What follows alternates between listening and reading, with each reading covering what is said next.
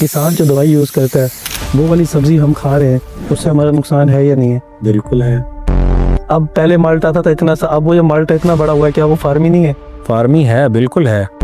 थोड़ी upper level के लोग हैं वो लेते हैं मॉल से, जहाँ पे वो पैक्ड होती हैं, तो क्या वो वाली जो सब्जियाँ होती हैं ये साइड इफेक्ट से पाक होती हैं? वो अब हमें तो नहीं पता कौन सा उनका सप्लायर है। पीछे चले जाओ 70 1 साल 80 साल, तब तो दवाइयाँ नहीं यूज़ होती थी, तब भी फसल अच्छी थी, तब भी सब कुछ आता था। अब दवाइयों पे क्यों आ गए लोग? ये पेस्टिसाइड के बिजनेस को स्टार्ट करने के लिए कितनी इन्वेस्टमेंट चाहिए और उससे आप कमा कितना सकते हो मंथली? 30 बिलियन तक जा सकते हो मंथली। पेस्टिसाइड्स के हवाले से कुछ प्रोडक्ट्स हैं वो ब्लैक में मार्केट में सेल होते हैं, तो उसके बारे में आपकी क्या राय है? मार्केट में ब्लैक पे बहुत सारे हर प्रोडक्ट के आपको ब्लैक पे भी मिलते हैं। यूनिवर्सिटी में बच्चे बीएस एग्रीकल्चर कर रहे हैं, वो ऐसा क्या करें कि उनकी डिग्री उनको कमा के दे? डीलर नेटवर्क अपने अपने इलाके के उसको देखें, उनके साथ ताल्लुकात बनाएं और समझें इस फील्ड को और करें काम। बीएस एग्रीकल्चर करने के बाद वो कितना कमा सकता है? 1 लाख 1.5 लाख मंथली अर्न कर सकते हैं। पेस्टिसाइड का बिजनेस करना हलाल है या हराम है? हलाल है, 100% हलाल है। अस्सलाम वालेकुम। तो आज हमारे साथ आए हैं फ़हीम भाई, जो पेस्टिसाइड से रेलिवेंट हैं, जिनसे हम पेस्टिसाइड के बारे में पूछेंगे कि आप अपना बिज़नेस कैसे ग्रो कर सकते हो, और जो बच्चे एग्रीकल्चर यूनिवर्सिटी से बिलोंग करते हैं और जो पेस्टिसाइड की फील्ड में आना चाहते हैं, वो किस तरीके से वर्क कर सकते हैं और किस तरीके से अर्निंग कर सकते हैं। तो फ़हीम भाई से पूछते हैं। अस्सलाम वालेकुम फ़हीम भाई, क्या हाल है? वालेकुम सलाम सर, अल्हम्दुलिल्लाह, अल्लाह का शुक्र है। आप सुनाए, ठीक है? अल्हम्दुलिल्लाह। फ़हीम भाई, आप अपना इंट्रो करवा दें कि आपके स्कूल, कॉलेज और यूनिवर्सिटी क्या थी और कैसे आपने स्टडी को कंटिन्यू किया? शॉर्टली मैंने एमबीए फाइनेंस किया हुआ है और एक पेस्टिसाइड की फर्म है उसके साथ मेरा ताल्लुक़ है, उसमें मैं एचआर मैनेजर हूँ। ठीक है। हाँ जी। और मतलब स्कूल और आप रहते कहाँ पे हो? सिटी वगैरह और ये वो सारा प्रोसीजर मतलब? जी जी, मैं बेसिकली तो मेरी फैमिली जो बिलोंग करती है इस्लामाबाद से बिलोंग करती है। ठीक है। और मैंने भी स्कूलिंग और कॉलेज और यूनिवर्सिटी सारी वहीं से कंप्लीट की थी। स्कूल वहीं पे गवर्नमेंट कॉलेज था, गवर्नमेंट स्कूल था रावलपिंडी में, वहाँ से मैंने मैट्रिक किया था। उसके बाद कॉमर्स कॉलेज से मैंने ग्रेजुएशन की थी, बीकॉम किया था। उसके बाद इंटरनेशनल इस्लामी यूनिवर्सिटी इस्लामाबाद से मैंने एमबीए फाइनेंस किया था। ठीक है। उसके बाद 2010 में मैंने ये कंप्लीट की थी अपनी एजुकेशन। उससे 2010 से लेके आज तक जो है ना, मैं ठीक है। बिजनेस फील्ड से रिलेटेड हूँ। ठीक है। तो फिर भाई पेस्टिसाइड में मतलब आपको किसने बंदे ने कहा कि पेस्टिसाइड वाली फील्ड में जाना है? मतलब यहाँ पे आपका इंटरेक्शन कैसे बना? बेसिकली पेस्टिसाइड का जो ज़्यादा काम है वो हमारे इधर पाकिस्तान में जो है ना, वो साउथ पंजाब वाली साइड पे है। क्योंकि पंजाब, क्योंकि आपको पता है ज़रूरी इलाका है, बिल्कुल ऐसे ही है। तो जो पेस्टिसाइड से रिलेटेड कंपनीज हैं वो ज़्यादातर साउथ पंजाब में काम कर रही हैं। तो मैंने अपना बिज़नेस स्टार्ट किया था 2016 में। वो इससे रिलेटेड तो नहीं था, वो था क्राउन लिफार्ड, आपका एक मोटरसाइकिल का बहुत बड़ा ब्रांड। मतलब डिग्री कोई और की थी, बिजनेस पहले कोई और किया आपने? ये डिग्री तो मेरी है फाइनेंस से रिलेटेड है। ठीक है। मैं पेस्टिसाइड से रिलेटेड नहीं है आपकी डिग्री? नहीं, पेस्टिसाइड से रिलेटेड मेरी डिग्री नहीं। ठीक है। हाँ तो फिर मतलब इस तरफ आए कैसे आप? हाँ, वही मैं आपको बता रहा हूँ। मैं मुल्तान में आया था अपना कारोबार करने के लिए। मैंने अपने शुरू किया था मोटरसाइकिलों के स्पेयर पार्ट्स का काम, हो जब का। ठीक है। तो वो कोरोना आया, फिर मुझे उसको क्लोज़ करना पड़ा। जब वो मैंने क्लोज़ किया तो उसके बाद फिर मुझे कोई ऑप्शन नज़र नहीं आया, तो फिर मुझे जो है ना कि ये जॉब अपॉर्चुनिटी मिली। पेस्टिसाइड की फर्म थी, इसमें मैं accounts manager as a hire हुआ था। ठीक है। तो अब आपको कितने साल हो गए हो तो इसमें पेस्टिसाइड में काम करते? पहले मैं 2020 में आया था और अभी 2025 का एंड चल रहा है। मतलब 6 साल होने वाले लग। साल हो गए हैं। जी जी। ठीक है। तो फ़हीम भाई, आपने इतना 6 साल दिए, आपको क्या लगा ये जो फील्ड है इसके अंदर अगर आप अपना खुद का बिजनेस स्टार्ट करना चाहो, किसी और को छोड़ के आप अपना खुद का बिजनेस स्टार्ट करना चाहो, तो मतलब कैसे आप कंपनी रजिस्टर करवाओगे? बिल्कुल करवाना चाहिए, कारोबार तो अपना ही होना चाहिए और मेरी भी यही सोच थी। उसमें आपको ये है कि बेसिकली लाइसेंस लेने पड़ते हैं कुछ ज़राअत से, महकमा ज़राअत से। ठीक है, उसके बाद पहले अपनी आप फर्म रजिस्टर करवाते हैं। वो फर्म रजिस्टर होने के बाद फिर आप अपने लाइसेंस वगैरह के लिए अप्लाई करते हैं। वो जब लाइसेंस हो जाते हैं, आपको मिल जाते हैं, तो आप अपना बिज़नेस कर सकते हैं। और इस बिज़नेस को स्टार्ट करने के लिए, पेस्टिसाइड के बिज़नेस को स्टार्ट करने के लिए कितनी इन्वेस्टमेंट चाहिए? मैक्सिमम आप 3 मिलियन आपके पास हो तो वह अच्छे पैमाने पे आप कर सकते हैं। और उससे आप कमा कितना सकते हो मंथली? स्टार्ट में तो आपको थोड़ी सी मेहनत करनी पड़ेगी, आहिस्ता आहिस्ता ग्रोइंग होता है, ये एकदम ग्रो नहीं कर सकते आप। इसमें आपको डीलर नेटवर्क एक बनाना पड़ता है। थोड़ी सी एफर्ट लगती है, लेकिन जब आपका नेटवर्क बन जाता है तो फिर इसमें मंथली आप अराउंड अबाउट 2-3 मिलियन आराम से 20 मिलियन 30 मिलियन आराम से बिजनेस कर सकते इन्वेस्टमेंट कितने की होगी? 30 मिलियन की? हैं। 3 मिलियन 3 मिलियन की। और आप कमा कितना सकते हो? जब आपका बिजनेस बूस्टअप हो जाएगा तो मंथली बिजनेस जो है ना वो अराउंड अबाउट 30 बिलियन तक जा सकते हो monthly. 30 billion? Million million? 30 crore rupees. 30 million तक कैसे पहुंच जाएगा? मतलब अभी से उसकी इन्वेस्ट। आप तो सर्कल में जब आप आओगे तो आपकी आपने स्टार्ट किया बिजनेस अपना, यानी कि 15 लाख से स्टार्ट किया, 1.5 मिलियन आपने डाला बिजनेस में, वो आहिस्ता आहिस्ता ग्रो करेगा, रीसर्कल होगा, होते होते राउंड अबाउट मेरे ख्याल में 6-7 महीनों के अंदर अंदर आपका बिजनेस अच्छा, जो है। फहीम भाई, कुछ लोग कारोबार करते हैं बैंक से लोन लेके, पेस्टिसाइड वाले ज़्यादा हजरात जो हैं, जी, इनके बारे में आप क्या कहना चाहोगे कि बैंक से लोन लेके कारोबार करना चाहिए नहीं करना चाहिए? बेहतर यही है कि आप कोशिश करें कि अपना ही आपके पास सरमाया हो तो करें, लेकिन अगर आपके अंदर इतनी आप समझते हैं कि मेरे अंदर इतनी गट्स हैं, काबिलियत है, सलाहियत है, तो आप बैंक से लोन ले सकते हैं, वो इशू नहीं, लेकिन कोशिश यही होनी चाहिए कि नहीं लेना चाहिए, लेना नहीं चाहिए। प्रॉफिट मार्जिन कितना है? कितने परसेंटेज होता है? जैसे फार्मेसी के बिजनेस 70% है, इस तरीके से इस बिजनेस में कितना है? नहीं, इसमें ज़्यादा से ज़्यादा आप मैक्सिमम आप कर लो तो आपको एंड बचत जो आती है वो 20% तक आप कमा सकते हो। ठीक है। हाँ।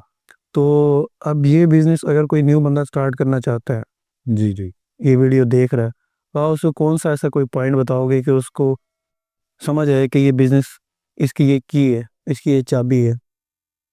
सबसे पहले तो इस फील्ड को समझना, एग्रीकल्चर सेक्टर है क्या, हाँ जी। फिर इसमें पेस्टिसाइड क्या है, कि किस लिए यूज़ होता है और इसकी डिमांड कैसे होती है, कहाँ पे होती है, ये सारी चीज़ें समझेंगे, उसके बाद आप ये बिज़नेस कर सकते हैं।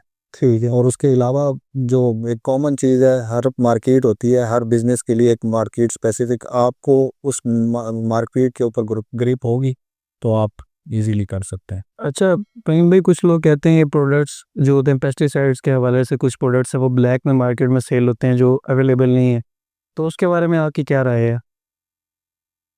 मार्केट में ब्लैक पे बहुत सारे हर प्रोडक्ट ही आपको ब्लैक पे भी मिलते हैं, लेकिन यही है कि अब ब्लैक वाला काम नहीं होना चाहिए। आप लोग करते हो? नहीं नहीं, हम आपकी कंपनी ऐसा नहीं करती? नहीं, हमारा तो एक लीगल काम है, महकमे से लाइसेंस है, उसके अंदर इंस्पेक्शंस होती हैं, प्रॉपर चेक्स लगते हैं।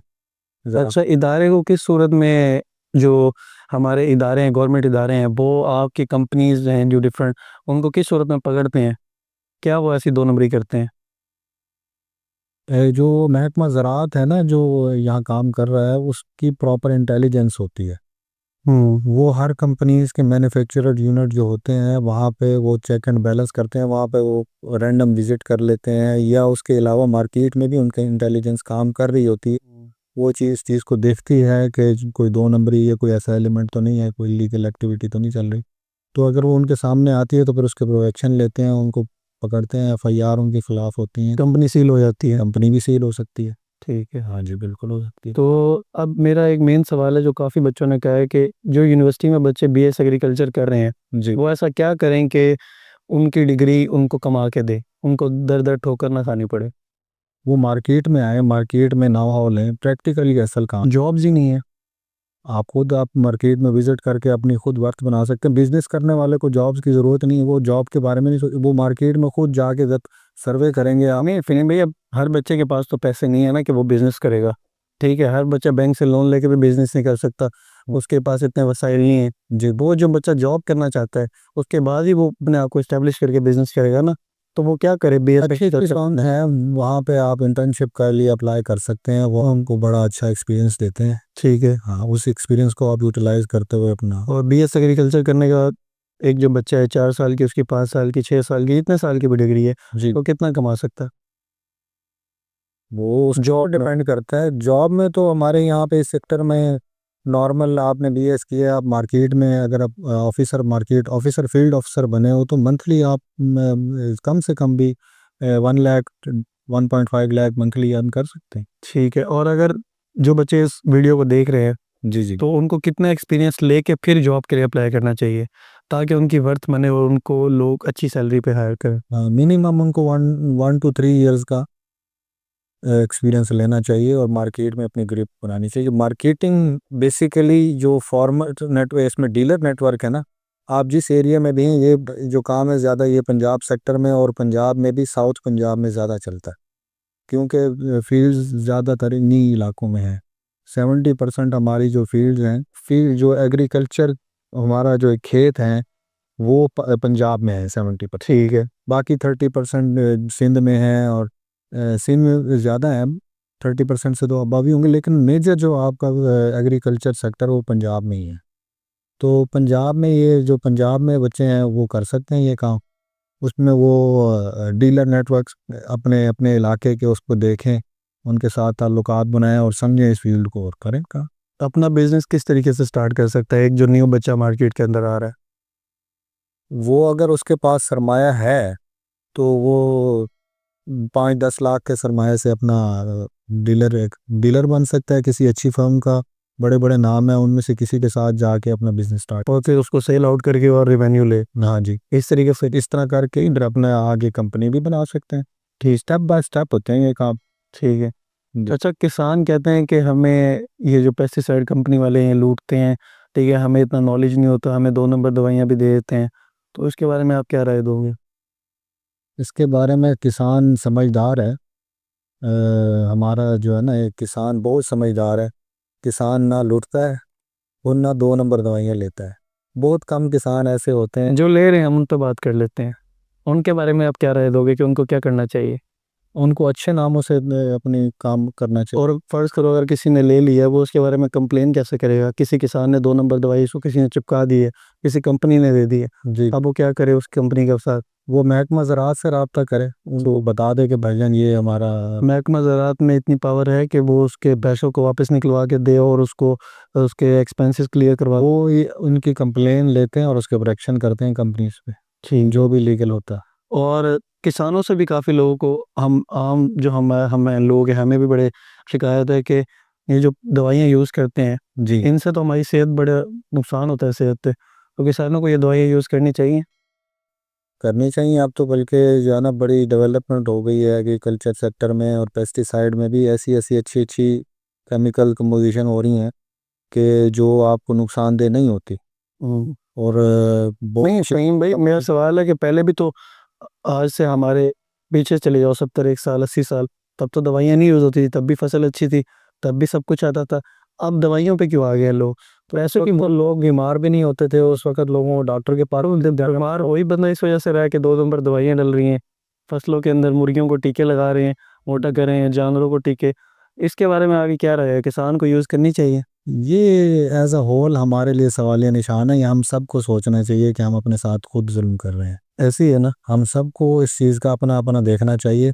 ये सिर्फ एक सेक्टर में नहीं है, ये हर मैंने सब सेक्टर की बात ही की है। जी जी। मगर अभी हम एग्रीकल्चर की बात कर रहे हैं। हाँ, मुझे उसके बारे में बताओ कि किसान जो दवाई यूज़ करता है, वो वाली सब्ज़ी हम खा रहे हैं, उससे हमारा नुकसान है या नहीं है? बिल्कुल है। और हर हर दवा नहीं, हर सब्जी के अंदर आपके स्टैंडर्ड्स होते हैं। अगर उनके मुताबिक आप, जो कंपनीज़ हैं, अच्छी कंपनीज़ जो हैं, और तकरीबन 80% जो कंपनीज़ हैं वो स्टैंडर्ड को फॉलो करते हुए ही और लाइसेंस शुदा अद्वियात बनाती हैं। सर, लाइसेंस को ख़ास चीज़ क्या है? जो नुकसानदेह नहीं होती। और महकमा ज़राअत ने कुछ ऐसी दवाइयाँ जो बहुत ज़्यादा नुकसानदेह थी उनको बैन भी किया, और इस तरह की कोई जो अद्वियात होती हैं उनको इल्म में आती हैं तो वो उनको बैन कर देते हैं, वो आने ही नहीं देते। तो इस वक्त मार्केट में कुछ ऐसी, कोई भी ऐसी अशियाज़ नहीं बनाई जाती जो नुकसानदेह हो इंसानी सेहत के लिए, इवन के फसलों के लिए भी नुकसानदेह ना हो। और जानवरों के लिए भी, क्योंकि जानवर भी वही फसल खा रहा है। जी जी बिल्कुल। ऐसे ही यहाँ तो महकमा ज़राअत की यही कोशिश होती है कि इस तरह की कोई। और आप गाइडलाइन देते हो किसान को? मार्केट में डीलर जो है मंडियों में, वो काफ़ी कहते हैं कि यार ये किसान गलत लेके आया है, ये तो अभी मार्केट में आनी नहीं चाहिए थी ये फसल, और ये पहले ही उठा लाया है अपना मुनाफा लेने के लिए। कुछ लोग ऐसे करते हैं अच्छे दामों में बेचने के लिए। इस पे आप ही क्या राय है? आपकी कंपनी वाले उनको बताते हैं कि इस फसल को आपने इतने दिन बाद मार्केट में लेके आना है, इस पे दवाई लगी हुई है? नहीं, हम इस तरह की गाइडलाइन नहीं देते, क्योंकि हमारे पास जो किसान, तो हमारा and consumer at the least वही है, एंड कंज्यूमर तो वही है किसान, लेकिन हमारा नेटवर्क होता है डीलर्स के साथ। किसान पढ़ा लिखा तो नहीं है ना? हाँ, किसान कन्वेंशन करते हैं, उनको गाइडलाइंस देते हैं और उनको इस तरह की गाइडलाइन देते हैं कि भाईजान ये दवाइयाँ हैं, इनका इस्तेमाल का तरीक़ाकार ये है, इनकी क्वांटिटी और ये आपने इस्तेमाल के तरीके भी सवाल नहीं है मेरा, इस्तेमाल तो हर बंदा यूज़ कर रहा है, ठीक है। मेरा ये सवाल है, आप किसानों के साथ कोई ऐसी सरगर्मियाँ होती हैं, कोई ऐसी एक्टिविटीज़ होती हैं, उनको बताते हो कि ये दवाई आपने यूज़ की है, अब इसको मार्केट में 3 दिन बाद लेके आना है। वो फसल तो आपको दवाई लगाओगे वो तो 10 दिन बाद खड़ी है तैयार होके, उसके जो उसके अंदर से साइड इफ़ेक्ट हैं वो तो सनलाइट की वजह से निकलेंगे ना उसके अंदर से, ऐसे ही है ना? जी, जी। तो वो आप उसको गाइडलाइन देते हो, वो तो कंपनीज़ की ज़िम्मेदारी है ना कि वो डीलर्स को बताएँ, डीलर्स भी पढ़े लिखे नहीं है ज़्यादा। हर प्रोडक्ट की उसके ऊपर उसकी हिदायत फिर मेरा वही सवाल है, किसान तो पढ़ा लिखा ही नहीं है। हमारे तरफ से कन्वेंशंस होते हैं किसान को आगाही करने के। मगर कंपनीज़ को ऐसा करना चाहिए ना कि किसानों की एक्टिविटी पे कंपनीज करती नहीं है, करती हैं कि कन्वेंशंस होते हैं जो किसानों को जिसमें इकट्ठा किया जाता है और उनको आगाही फराहम की जाती है कि आपने अद्वियात को इस्तेमाल कैसे करना है और इनका जो अफादियत है उसको कैसे लेना है और नुकसान से कैसे बचना है। अव्वल तो हमारे जो अद्वियात होती हैं वो इस तरह की होती हैं कि कंपोजिशन जो उनकी ऐसी बनाई जाती हैं कि वो किसी भी चीज़ को नुकसान ना दें, और महकमा ज़राअत भी उस तरह की कोई भी अद्वियात अप्रूव नहीं करता। हर दवाई है ना वो असर करती है, ठीक है? उसके अंदर से वो हमारी बॉडी के अंदर से डिकम्पोज़ होती है आफ्टर अ टाइम। मेरा सवाल यही है कि कंपनीज़ इस तरीके का क्यों नहीं एक्टिविटीज़ रखती, किसानों को क्यों नहीं बताती? वो पीछे तो लिखा हुआ, लेबल तो लगा हुआ है, पढ़ा लिखा तो नहीं है ना बंदा, उसको कुछ भी खिला दो, कुछ भी। एज अ कॉमन मैन हमारे अंदर भी इतनी समझ होनी चाहिए कि हम जो भी सब्ज़ी या फल या कोई भी फसल ले रहे हैं उसको धोएं अच्छे तरीके से। हाँ, हाँ, ये सवाल बहुत अच्छा है, आपने जवाब भी बहुत अच्छा दिया कि जो हम मार्केट से दवाई ले आए हैं, अब हमें तो नहीं पता किसान इसको पहले लेके आया या बाद में लेके आया, ये तो उसका ईमान है। हाँ, तो हमें क्या करना चाहिए कि वो उसके अंदर से साइड इफ़ेक्ट्स निकल जाएँ। अच्छे से तरीके से उनको धो के फ्रेश करके फिर इस्तेमाल करना चाहिए। ठीक है, फिर उसके अंदर से वो साइड का इफ़ेक्ट्स पेस्ट निकल निकल जाता जाता है वो, क्योंकि ये अद्वियात जो होती हैं ये ऊपर से यूज़ होती हैं, यानी कि इनके दूर से भी आती हैं, इंटरनली नहीं होते, इंटरनली उनका कोई भी साइड इफ़ेक्ट्स नहीं होते या कोई ऐसा मुज़र असरात नहीं होते जो अंदर से उसके वो ऊपर से अगर अद्वियात लगती हैं तो वो तो कॉमनली आपको कोई भी चीज़ लेंगे उसको धो के इस्तेमाल करेंगे, वो के अंदर से दवाइयों के अब बस कुछ खत्म। शॉपिंग मॉल्स में मतलब पैकिंग में भी हम तो ओपन लेते हैं ना, हम गरीब लोग हैं, हम तो सब्ज़ी वाले से लेते हैं। जी, जी। जो थोड़ी अपर लेवल के लोग हैं वो लेते हैं मॉल से, जहाँ पे वो पैक्ड होती हैं। तो क्या वो वाली जो सब्जियाँ होती हैं, ठीक है, वो भी ये साइड इफ़ेक्ट से पाक होती हैं? साइड इफ़ेक्ट से सारी ही पाक होती हैं, सिर्फ़ आपको धो के यूज़ करना चाहिए, साइड इफ़ेक्ट्स नहीं रहते। धो के तो करते हैं, फिर भी मैदों की बीमारियाँ हो रही हैं। वो और भी बहुत सारी चीज़ें हैं। अब गरीब बंदा तो रोज़ गोश्त नहीं खाता ना, वो तो सब्ज़ी खाता है या दाल खाता है। उसमें फिर बहुत सारी चीज़ें आपके अवामिल आ जाते हैं, आपको अपने डेली रूटीन को देखना चाहिए। ये तो फिर अब इस ये एक और बहस है। आप अपनी फ़ील्ड के ऊपर नहीं जवाब दे रहे मुझे। नहीं, मेरी फ़ील्ड के मुतालिक ही मैं आपको बता रहा हूँ जो चीज़ है। मेरा सवाल है कि जो शॉपिंग मॉल्स में जो बड़े-बड़े ब्रांड्स इंट्रोड्यूस करवा रहे हैं कि पैक्ड आपको मिलती है चीज़, सब्ज़ी भी, फूड भी, कुछ भी, जी, जी। तो वो क्या वो धो के रखा होता है उन्होंने? हमें कैसे पता? ठीक है, या उसके अंदर से वो मार्केट में आया है, तो उसके अंदर से साइड इफ़ेक्ट्स सारे निकल चुके हैं। उसके बारे में मैं आपसे ये नहीं कह रहा कि आप लोग ऐसा करते हो। मैं ये कह रहा हूँ आप मुझे वो बता दो कि उसको हम बॉइल्ड करके यूज़ करें सब्ज़ी को, या हम उसको धो के, या कोई उसका इस तरीके का तरीक़ाकार? हाँ, वही मैं अर्ज़ कर रहा हूँ भाईजान, आप जो भी फल या सब्जियाँ मार्केट से लें, उनको अच्छी तरीके से पहले वॉश करें, ठीक है, उसके बाद कंज़्यूम करें। कोई अद्वियात के साइड इफ़ेक्ट्स नहीं आते। ठीक है। हाँ, वो अब हमें तो नहीं पता कौन-सा उनका सप्लायर है, वो किस तरीके से बिल्कुल ऐसे इस तरीके से पैक कर रहे हैं। आप अपना एहतियात ये आपको करनी चाहिए कि आपको धो के उनको अच्छे तरीके से फ्रेश करके फिर यूज़। क्योंकि ये किसान जो धोते हैं ये तो खाने वाला धोते हैं, किसान तो ऐसे काट, जो ये मंडी वाले, मंडी में जब आता है माल, ये तो वो नदी का या कोई खाले का पानी जा रहा होता है उसके अंदर धोते हैं। और ये ले आए और इस तरह की चीज़ें आप देखें तो मार्केट में अब एक आड़ू वाला उसका कलर करने के लिए उसके ऊपर कलर लगा रहे हैं, सेब के ऊपर कलर लग रहे हैं। ठीक है जी, वो आप भी तो बरबुल हो, यहाँ के कंपनी है तो वही कर रही है। अब पहले माल्टा था इतना सा, अब वो जो माल्टा इतना बड़ा हुआ है, क्या वो फार्मी नहीं है? फार्मी है, बिल्कुल है। जैसे फार्म में मुर्गी के साइड इफेक्ट है, वैसे उस माल्टे के साइड इफेक्ट नहीं है। मुर्गी वाले भी यही कहते हैं नहीं है। नहीं, नहीं, ऐसा नहीं है। अब एक चीज़ है पेस्टिसाइड, जो हमारी फील्ड है ना, मैं आपको इसको क्लियर कर दूं। ठीक है, पेस्टिसाइड में 3 तरह की चीज़ें होती हैं, इंसेक्टिसाइड, फंजीसाइड्स, हर्बिसाइड्स। ठीक है। इंसेक्टिसाइड्स होते हैं कीड़े मकोड़े, ठीक है, फसलों पे जो भी कीड़े मकोड़े लगते हैं उनके लिए होती हैं इंसेक्टिसाइड। फंजीसाइड्स होते हैं बैक्टीरियाज और इस तरह के बम्स जो माइक्रो लेवल के होते हैं, जो नज़र नहीं आने, वो उसको फंगस लगा देते हैं, इस तरह की बीमारियां लगा। ऐसे ही हर्बिसाइड होती हैं कि आपके फसल में, आपने गंदम बोई है, ठीक है, उसके उसके साथ कुछ और इजाफी जड़ी बूटियां निकल रही हैं जिनकी ज़रूरत नहीं है, और वो उस फसल की जान, यानी कि वो जितनी जान उसको ज़मीन से पावर चाहिए वो कंज्यूम वो कर लेंगी, उनको मारने के लिए। प्रोडक्शन के लिए कौन सी दवाई होती है? वो फोलियर और फर्टिलाइजर्स होते हैं जो ग्रोथ के लिए यूज़ होते हैं।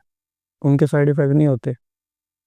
साइड इफ़ेक्ट्स होते हैं। ज़मीन पे भी होते हैं ना, मतलब ज़मीन की अगली बारी भी असरात आते हैं, उतनी नहीं प्रोड्यूस करेगी जी, ऐसे ही है ना, उतनी गंदम उतनी फसल नहीं प्रोड्यूस करेगी जी, उनके लिए भी, उनके लिए अलग से दवाई है। फोलियर और फर्टिलाइजर्स होते हैं जो ग्रोथ हार्मोन्स देते हैं और उनमें और तरह की खासियत होती हैं। जो पेस्टिसाइड मेरी फील्ड है उसमें मैं आपको ये बता रहा हूँ कि हमारे पास 3 तरह की चीज़ें होती हैं, 3 तरह के प्रोडक्ट्स होते हैं, इंसेक्टिसाइड्स, फंजीसाइड्स और हर्बिसाइड्स। इंसेक्टिसाइड मैंने आपको बताया है तीनों कीड़े मकोड़े मारती है। हर्बिसाइड्स मैंने आपको बताया जो इजाफी जड़ी बूटियाँ फसल में होती हैं उनको ख़त्म करती है। और जो फंजीसाइड है वो आपका बैक्टीरिया या वायरस इस तरह के जो फसल को ख़राब कर रहा होता है उसको ख़त्म। ये पेस्टिसाइड का बिजनेस करना हलाल है या हराम है? हलाल है, 100% हलाल है। हलाल है। बिल्कुल। लास्ट पीस ऑफ एडवाइस क्या देना चाहोगे? लास्ट पीस ऑफ एडवाइस क्या देना चाहोगे न्यू जनरेशन को, जो लोग कर रहे हैं और जो लोग इसमें 2 नंबरी कर रहे हैं, उन सब के लिए? उन सब के लिए यही है भाईजान, ये बिज़नेस बहुत अच्छा बिज़नेस है। आप इंसानियत की खिदमत करते हो, ठीक है। देखें आप जो फसलें किसान उगाता है उनको सपोर्ट करने के लिए। और चर्च बेच रहा है वो भी ये कहते हैं इंसानियत की खिदमत कर रहा हो, चर्च नहीं बेचूंगा तो नशे ही मर जाएगा। नहीं नहीं, चर्च एक अलग चीज़ है, वो चैप्टर ही अलग है। वो यार वो तो उगती है, वो भी तो होगी, हमारे अपने हाथ में है ना, हम एक चीज को किस तरह इस्तेमाल करें, जैसे पॉजिटिव बनाना, पॉजिटिव भी है नेगेटिव भी है, वो हमारे ऊपर डिपेंड करता है। हमें चीज़ों का पॉजिटिव इस्तेमाल करना चाहिए, नेगेटिव से बचना चाहिए। बिल्कुल। तो भी हमें फ़ायदा होगा। लास्ट पीस ऑफ एडवाइस आपकी ये है कि इस बिजनेस को हलाल तरीके से करो, पॉजिटिव वे में करो और लोगों की खिदमत करें। ठीक है, बिल्कुल। इसी के साथ हम इस पॉडकास्ट को एंड करते हैं। तो आज हमने इस पॉडकास्ट में सीखा कि पेस्टिसाइड वाले जो बच्चे हैं, जो बीएस एग्रीकल्चर कर रहे हैं, ठीक है, वो किस तरीके से अपनी डिग्री को यूटिलाइज करके मार्केट के अंदर इन होके एक हैंडसम अमाउंट ऑफ मनी कमा सकते हैं। ठीक है, और फ़हीम भाई ने काफ़ी चीज़ें हमें डिटेल में बताई हैं। मज़ीद इन्फॉर्मेशन के लिए चैनल को सब्सक्राइब कर लो। मिलते हैं नेक्स्ट वीडियो में।